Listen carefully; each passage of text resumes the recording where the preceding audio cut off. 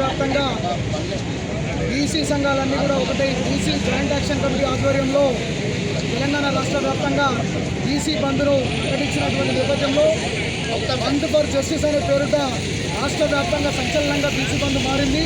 మరి చప్పండ వర్గాలైనటువంటి వాళ్ళందరూ నాడు తెలంగాణ ఉద్యమంలో ఏ రకంగా అయితే రోడ్లపైకి వచ్చి పాల్గొన్నారో మరి నేడు కూడా కమ్మరి కుమ్మరి చాకలి మంగలి వడ్డెల పూసల యాదవ గౌడ ఒక్కశాలి ఒచ్చక్క ఇట్లాంటి కమ్యూనిటీలన్నీ కూడా ఈరోజు మళ్ళీ రోడ్ల మీదకి వచ్చాయి.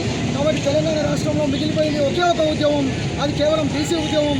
కాబట్టి బీసీ ఉద్యమం కోసం పార్టీలకు అతీతంగా బీసీలందరూ ఒకటి కావడానికి సిద్ధమైనడానికి ఈ బీసీ బంద్ అనేటువంటిది తార్కాణంగా నిలవబోతుంది అనేటువంటి విషయాన్ని మనందరూ సమాజం గమనిస్తుంది.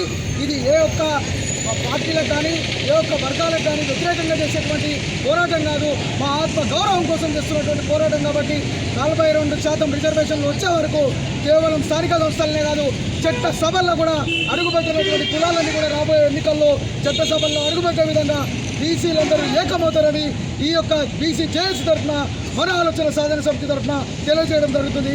జై బీసీ, జై బీసీ, జై జై బీసీ, జై బీసీ, జై జై బీసీ.